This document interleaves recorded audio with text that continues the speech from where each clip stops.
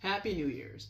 As you know, it's 2026, and that's exciting because that means that's a new year. And typically, when it comes to New Year's, what we'll see is a lot of New Year's resolutions. And I think that's great. I think that people should be focusing on taking care of their health and taking care of their well being. However, there's typical things that people fall into, and I want you to avoid these three traps that most people fall into when it comes to New Year's resolution goals.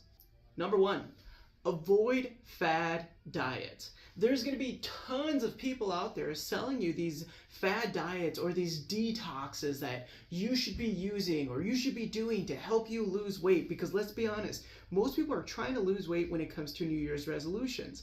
And so what people will do is they'll either amplify fad diets that are currently trending, or what they're gonna do is sell you products that don't necessarily work, such as detox teas or shakes. Now, the reason I say that those things don't work is because they don't sustain goals. They don't help you in the long run. They're short-term fixes that do give you a quick burst of energy that's like, hey, I got this momentum going, I've lost a set amount of weight. And then let's say 6 to 8 weeks down the road, you lose 20 pounds and we're like, holy shit, we did it. And then 3 months later, we gained it back. You see, they're not sustainable. They're too rigid and they don't allow for you to get the real thing that you need. And when it comes to real things that you need, what you need to do is have a structured habit on how your food works. Now, it can be messy, it can be confusing, and I totally understand that. So I'll just give you a few simple things to practice instead of going down a fad diet or detox teas. Number one, hit 100 grams of protein or more in a day. Ideally, you want a little bit more. You want your body weight in your protein goals. So let's say I'm 175 pounds, or that's my goal weight, right? And what I want to do is I want to either get to 175 grams in protein or a little bit less. You know, we want to kind of teeter around that ideal weight with the grams of protein that we'll be taking in. So one of the biggest things that I found to be helpful for myself and a lot of my other members here is increasing your protein intake. And that could be done through protein shakes, that could be done through Greek yogurt, cottage cheese, eggs, meats. There's tons of options out there, but definitely focusing on trying to increase your protein intake is going to make a huge difference in your body composition. The other thing that's going to be super helpful is get into a routine of your habits with nutrition. So I understand that sometimes people have kids, right? That's a factor. So they're not going to want to eat what you eat. So if that's a factor for you, limit that option. Do what you need to do with your family, but if you still have breakfast, lunch, and snacks in between, make those choices the healthier options that you can design for yourself that relate to the goals that you're trying to accomplish. And lastly, when it comes to nutrition, what you can do is find pre-made meals. There's nothing wrong with ordering meals from online services that have healthy meals that are ready for you to eat. For us in Sioux Falls, we have Power Plate Meals, which is a local spot that we can go to that have pre-made meals that are typically high in protein, they're healthy, and they're easy to eat, they're flavorful, and the list can go on and on. However, if you don't have access to it, maybe go onto websites, because there's tons of websites out there now that have services such as pre-made meals that you can order, you can freeze or refrigerate, and go throughout the rest of your day with that. Number two is thinking you need to work out 7 days a week. I've been doing my job for over 12 years now, and the number one thing I've noticed is that consistency is key to success. There's no way around it. So this idea that you need to work out 7 days a week, it's unrealistic.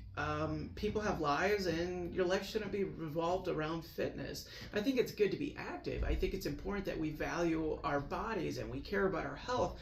However, when we look at the science and we actually look at the people that we're working with, you don't need to be doing 7 days a week. 3 days is plenty enough, and that will get you the results you're looking for. And you can add in 2 other days of activity, whether it's walking, running, some type of aerobic base on top of the strength training that you're doing. However, you don't need to do fucking 7 days a week of training. I cannot tell you enough. That is just not sustainable and also unrealistic for many people out there, especially if you're a busy entrepreneur or a busy professional. Like, we have lives. You do not need to be living in the gym 7 days a week. Honestly, if you follow a strength training program that's typically 3 or 4 days a week, that's plenty enough what you need to cover, as long as you're doing functional workouts that are full body, that are focused on building you up and not breaking you down. Number 3, this is probably the most important one, I think, especially going into this new year, is don't be perfect. I really do believe that when people let go of this idea of being perfect, opportunity opens up.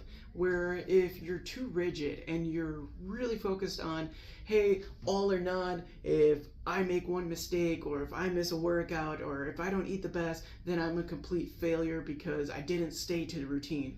And I think that it's honorable, but it's not sustainable. It's not something that's realistic. It's something that will actually prevent you from being more successful because you have this fear of failing or a fear of making mistakes, and life hits. Kids get sick, you get sick, life gets busy. There's so many factors that come into place that we really don't take into consideration, that actually limits our ability to be as perfect as we want to be. And I've always said this, that if you want to be perfect, you might as well just consider yourself a psychopath, because in my opinion, those are the only people who are perfect, are psychopaths. And I don't think you are if you're watching this video. And if you are, don't kill me. But nonetheless, not being perfect, it's totally fine. Allow yourself to have space. Remember, I've always talked about this, is the bamboo tree and the oak tree. Oak trees are the ones that we would consider perfect, where they don't bend because they're so big and strong and, they can withstand high winds. Well, guess what? If the winds get high enough, that tree's going to break. Whereas a bamboo tree is rather small, but they have the ability to bend with the wind. They have the flexibility, and that's what we're looking for. We want to have that flexibility within our goals, within our routines, within our schedule, within all the things that we do, because then when life is not linear, meaning it's not straight, and something happens, we can pivot, we can adjust. Allow yourself to have that flexibility.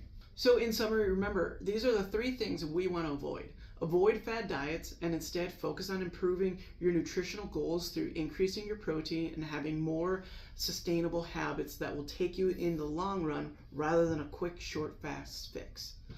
Number 2 is we're going to be focusing on doing maybe 3 to 4 workouts a week. And if you're not ready for that, start with 1 to 2 a week and gradually build up from there. But you don't need to do 7 days a week. That's just insane. And number 3, lastly, we want to make sure that we're not trying to be perfect. Because remember, psychopaths are perfect, and I hope you're not a psychopath. So if you found this video helpful, please share it with a friend, and I will see you in the next one.